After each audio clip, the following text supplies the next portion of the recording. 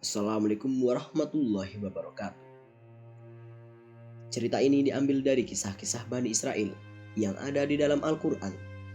Tepatnya dari surah Al-A'raf ayat 175 sampai 177. Nabi Muhammad juga memperbolehkan kita untuk menceritakan kisah-kisah Bani Israel. Jadi, tidak ada masalah sesuai hadis. Bal'am bin Ba'ura adalah seorang ulama dari Bani Israel yang hidup di zaman Nabi Musa alaihissalam. Dia punya ilmu yang luas, termasuk mengenal nama-nama Allah yang mulia dan banyak kelebihan lainnya. Karena itulah setiap doanya selalu dikabulkan oleh Allah Subhanahu wa taala. Bal'am bin Ba'ura adalah seorang laki-laki yang gagah perkasa. Dia telah mengetahui nama-nama Allah yang agung. Ia bisa melihat malaikat. Doa lelaki tersebut mustajab.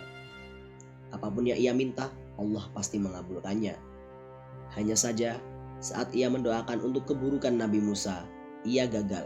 Lidahnya mendadak membeku. Ada yang berpendapat, Bal'am telah diberi kenabian, namun ia melepaskan kenabian itu. Dalam tafsir Ibnu Katsir, disebutkan satu riwayat bahwa Bal'am adalah seorang laki-laki yang dianugerahi 3 doa mustajab. Ia mempunyai seorang istri yang memberinya seorang anak laki-laki. Lalu istrinya berkata, "Berikanlah sebuah doa darinya untukku." Ia menjawabnya, "Saya berikan satu doa kepadamu, apakah yang kamu kehendaki?" Si istri menjawab, "Berdoalah kepada Allah, semoga dia menjadikan diriku wanita yang tercantik di kalangan Bani Israel." Maka lelaki itu berdoa kepada Allah, lalu Allah menjadikan istrinya seorang wanita yang tercantik di kalangan Bani Israel. Setelah si istri mengetahui bahwa dirinya lah yang paling cantik di kalangan mereka tanpa tandingan, maka ia membenci suaminya dan menghendaki hal yang lain. Akhirnya, si laki-laki berdoa kepada Allah agar menjadikan istrinya seekor anjing betina. Dan akhirnya, jadilah istrinya seekor anjing betina. Dua doanya telah hilang. Kemudian datanglah anak-anaknya. Mereka berkata, "Kami tidak dapat hidup tenang lagi karena ibu kami telah menjadi anjing betina, sehingga menjadi cercaan orang-orang. Maka doakanlah kepada Allah, semoga dia mengembalikan ibu kami seperti sedia kala." Lelaki itu pun berdoa kepada Allah, lalu kembalilah wujud istrinya seperti keadaan semula. Dengan demikian, ketiga doa yang mustajab itu telah lenyap darinya. Kemudian wanita itu diberi nama Al-Basus. Diriwayatkan juga, Bal'am tidak dapat berhubungan dengan wanita. Karena wanita, orang-orang yang gagah perkasa itu terlalu besar baginya. Maka Bal'am hanya dapat menggauli keledainya. Kisah inilah yang disebutkan oleh Allah Subhanahu wa taala dalam firman-Nya, yang berarti kemudian dia melepaskan diri dari ayat-ayat itu. Quran Surat Al-A'raf ayat 175. Dalam sebuah riwayat, suatu ketika Nabi Musa alaihissalam dan rombongannya melakukan perjalanan dari Mesir. Beliau singgah di tanah Bani Kan'an, tempat Bal'am tinggal. Melihat kedatangan Musa bersama orang-orang saleh lainnya, raja dan beberapa orang pemuka kabilah merasa terancam kedudukannya. Mereka meminta Bal'am agar mendoakan Nabi Musa dan pengikutnya binasa. Mereka mendatangi Bal'am seraya berkata, "Wahai Bal'am, Musa bin Imran telah hadir di tengah-tengah Bani Israel. Kami khawatir kalau mereka akan mengusir kami. Sesungguhnya kami adalah kaummu dan engkau adalah orang yang terkabul doanya. Keluar dan berdoalah kepada Allah Subhanahu wa taala agar menimpakan keburukan kepada mereka." Pada awalnya, Bal'am menolak. Beliau menyadari kalau Nabi Musa adalah utusan Allah Subhanahu wa taala yang berada di jalan yang benar. Karena itu, tak mungkin baginya memusuhi Nabi Musa dan pengikutnya. Bal'am berkata, "Celakalah kalian. Nabi Allah Subhanahu wa taala itu dijaga oleh para malaikat dan orang-orang beriman. Bagaimana mungkin aku mendoakan keburukan atas mereka?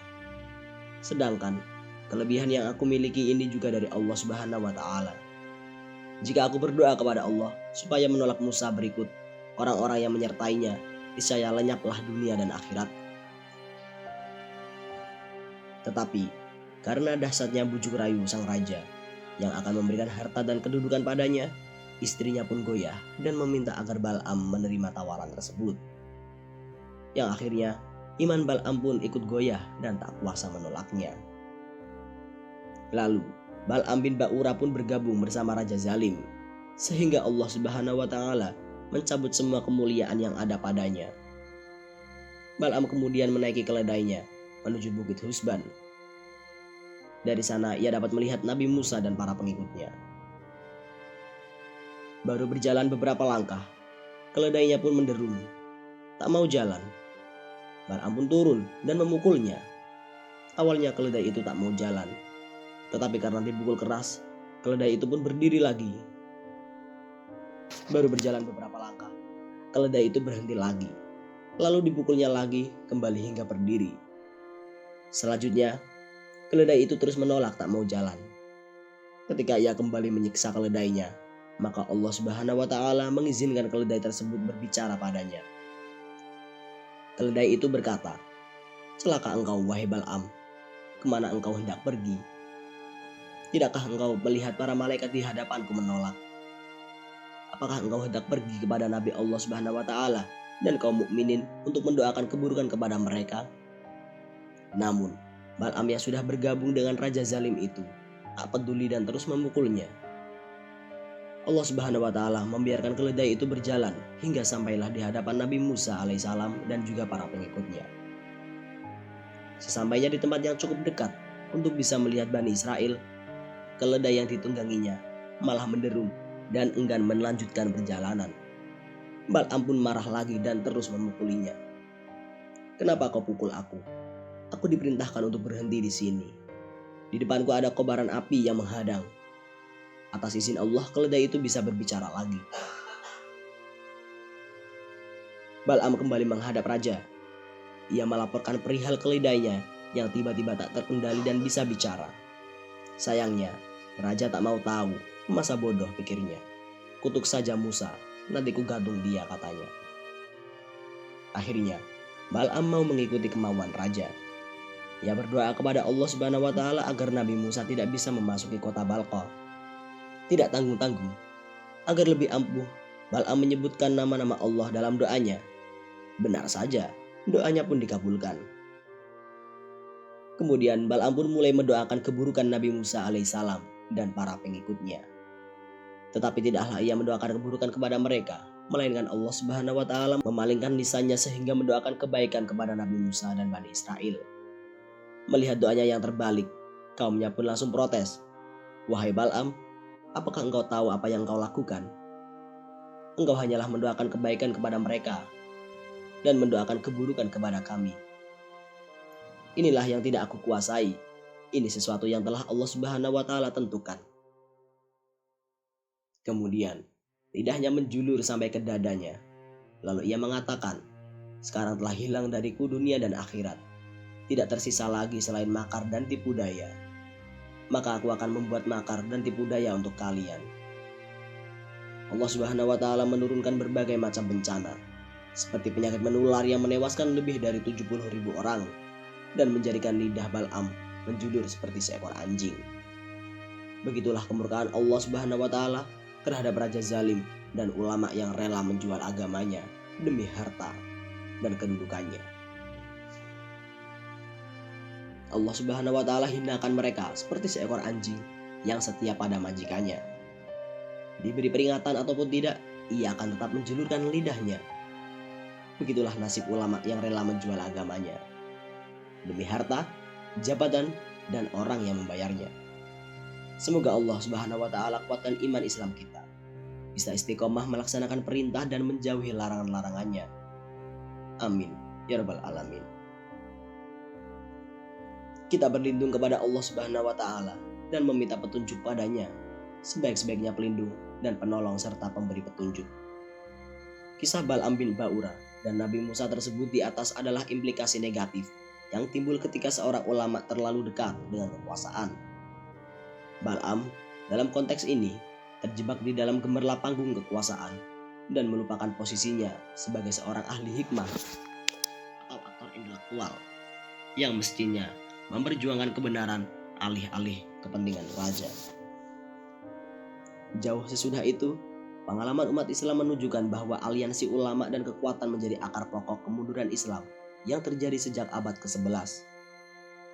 Kedekatan untuk tidak menyebut ketundukan pada kekuasaan membuat banyak ulama menjadi tidak independen, tidak berani bersuara kritis, dan tidak mampu melahirkan ide-ide kreatif. Aliansi ini, kata Ahmed Teghuru, mula-mula menyebabkan umat Islam mengalami stagnasi intelektual, lalu mewujud menjadi otoritarianisme dan berujung pada kemunduran peradaban Islam. Harus diakui bahwa ada perbedaan menyangkut detail tindakan Ba'lam dan tesis guru. Meskipun begitu, ada benang merah yang menghubungkan keduanya. Pertama, kedekatan ulama intelektual kekuasaan berpotensi membuat mereka terlena. Kedua, pilihan untuk menjauh dari kekuasaan berpotensi membuat ulama intelektual mengalami persekusi. Di tengah situasi tersebut, dibutuhkan jalan alternatif yang menghindarkan ulama intelektual menjadi anjing. Kekuasaan dan pada saat yang sama membuat suara mereka punya daya tawar di lingkaran kekuasaan. Pemisahan ulama kekuasaan dalam konteks ini juga bukan pilihan yang tepat. Rekomendasi dari Guru, Muslim memerlukan kaum intelektual yang kreatif dan berjuasi independen yang dapat mengimbangi kekuasaan otoritas ulama dan negara. Barangkali hanya dengan jalan inilah ulama intelektual dapat menggemakan suara kebenaran dan keadilan tanpa harus khawatir dipersekusi. Ba'lam, bak menguliti diri sendiri. Bapak Quraisy Shihab menerangkan, jadi Ba'lam dilukiskan seperti orang yang menguliti dirinya sendiri. Dia, Ba'lam, punya ilmu, tapi ilmunya dibuang. Jadi dia berjalan tanpa tuntunan ilmu. Rayuan setan terhadap manusia itu bertingkat-tingkat, dan rayuan setan terhadap Ba'lam sudah berada pada tingkat teratas, serupa dengan menjadi gurunya setan. Kenapa? Karena dia tidak mengikuti tuntunan ilmu. Dia tidak jadikan ilmunya sebagai pembimbingnya. Dia tidak jadikan ilmunya sesuatu yang bermanfaat untuk masyarakat. Tetapi ia jadikan ilmunya untuk menuntut kemegahan duniawi secara berlebihan. Pungkas Quraisy Shihab. Mengambil hikmah dari Ba'lam. Apa yang kita bisa lakukan agar tidak terjerumus ke jurang yang sama dengan Ba'lam? Pertama, kita harus sadari bahwa semakin tinggi pengetahuan seseorang, tantangannya dan ujiannya semakin berat. Kedua, harus sadar bahwa selalu ada penggoda, terang Quraisy Shihab. Setelah bersumpah untuk terus menggoda manusia dari berbagai penjuru, namun hanya ada dua arah di mana setan tidak berani menggoda. Atas dan bawah. Atas ketika orang menghubungkan diri ke Tuhan, tidak akan mampu setan menggoda. Bawah ketika dia, manusia, menyadari bahwa dia adalah makhluk lemah di mata Tuhan, ungkap Quraisy Shihab. Namun lagi-lagi, kebenaran semata hanya milik Allah Subhanahu wa Ta'ala, karena Allah Subhanahu wa Ta'ala adalah Zat yang Maha Mengetahui. Semoga kita umat Muslim selalu dijauhkan dari larangan-larangannya dan selalu didekatkan kepada Allah Subhanahu wa Ta'ala. Sekian dari kami. Wassalamualaikum warahmatullahi wabarakatuh.